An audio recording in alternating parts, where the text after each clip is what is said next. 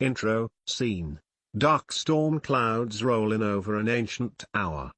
A single bolt of lightning strikes, revealing the silhouettes of Raikou, Entei, and Suicune. Narrator, King Haxorus. The legendary beasts of Johto, Raikou, Entei, and Suicune, are some of the most mysterious and awe-inspiring Pokémon in the series. Their origins: a tale of destruction, rebirth, and divine intervention. But what if I told you that these legendary Pokémon draw from real-world mythology, elemental gods, and ancient folklore? Well, let's dive right in. And of course, I'm joined by my ever-argumentative companions, Max and Professor Porygon. Cut to Professor Porygon's digital lab, where he materializes on a flickering screen. Professor Porygon. A tale as old as time. 3 creatures perish in a fiery disaster, only to be resurrected by Ho-Oh, the legendary phoenix. But these Pokémon aren't just fantasy, they have deep cultural and mythological ties. Cut to Max, sitting smugly in a chair, feet on a table. Max: yeah, Porygon, we get it. Legends, myths, ancient stuff. But let's get to the good part. What are these things actually based on? Transition to Raikou. Scene. Thunderclouds swirl as Raikou dashes across a stormy plain, lightning crackling from its mane. King Haxorus. Let's start with Raikou, the embodiment of thunder and lightning. At first glance, it's a saber-toothed tiger with some serious voltage. But if you look at mythology, it's got strong connections to the Raikou, a legendary thunder beast from Japanese folklore. Scene. A classical Japanese painting of Raikou, a beast made of lightning, leaping from the sky. Professor Porygon.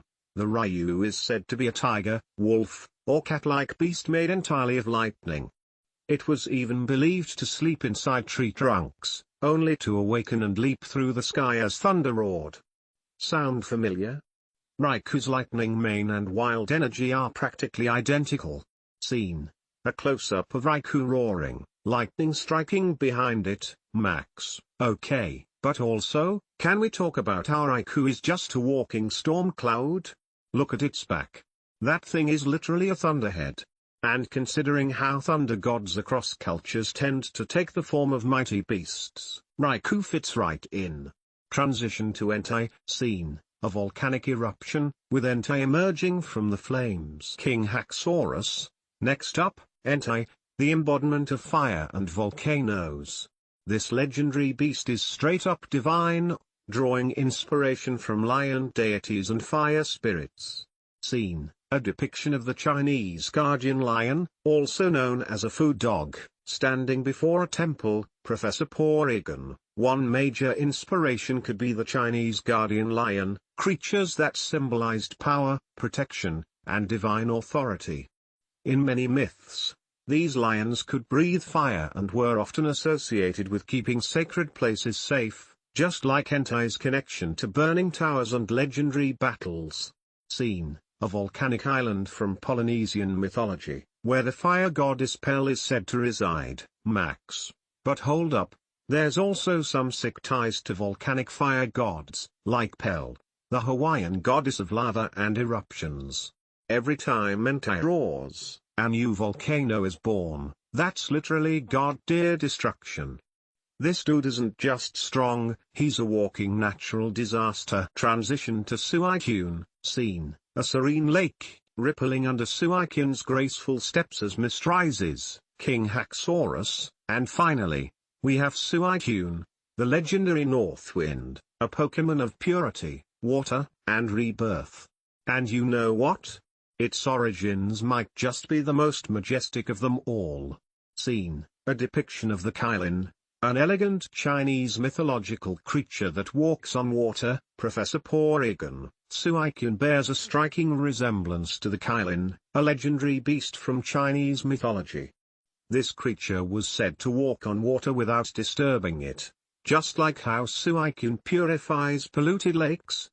In many tales, the Kailin appeared as a harbinger of peace, kind of like how Suicune restores balance wherever it goes. Scene. A painting of the wind god Fujin, An ancient Japanese deity controlling the northern winds. Max, okay, but let's not ignore Fujin, the Japanese god of wind. Suicune's name literally references the north wind, and its flowing mane and speed make it feel like a storm breeze in motion. I mean, look at it, Suicune is literally a legendary wind spirit given form. Conclusion, scene, Raikou, Entei, and Suicune standing together, their mythological inspirations appearing behind them, King Haxorus. So there you have it, the legendary beasts aren't just Pokemon, they're living legends. Thunder tigers, volcanic lions, and divine wind spirits, all brought back to life by Ho-Oh's miraculous flames. But now, the real question is, cut to Max smirking, arms crossed. Max, which of these mythological origins blew your mind the most? Were you already onto these theories, or did we just rock your world? Boom. Pokemon lore goes hard. Cut to Professor Porygon adjusting his glasses. Professor Porygon, indeed. And if you want even deeper Pokemon theories, don't forget to like, subscribe, and hit the bell. There are many more Pokemon mysteries to unravel. Scene, fade to black, Pokemon logo appears, followed by a teaser silhouette for the next episode, King Haxorus, and next time, we're diving into even more legendary Pokemon origins. Stay tuned. End screen, subscribe button, suggested videos, and social media links appear. Fade out.